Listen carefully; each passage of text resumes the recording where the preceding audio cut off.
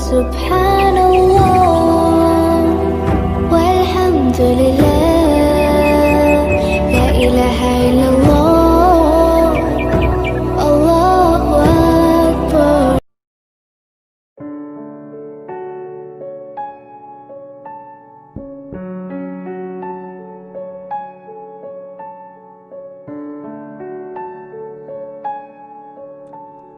Kurban olayım yarim ağlayan gözlerine, ağlayan gözlerine.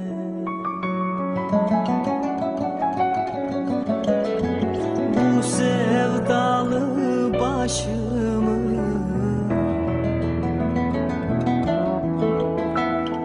yatırsam dizlerine,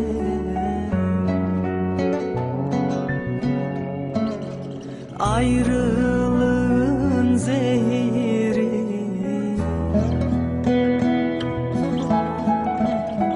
kesiyor nefesimi.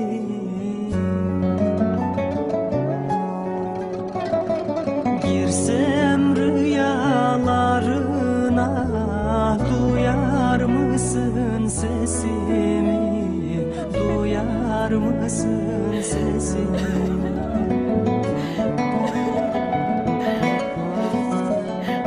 Girsem rüyalarına, duyar mısın sesimi, duyar mısın sesimi?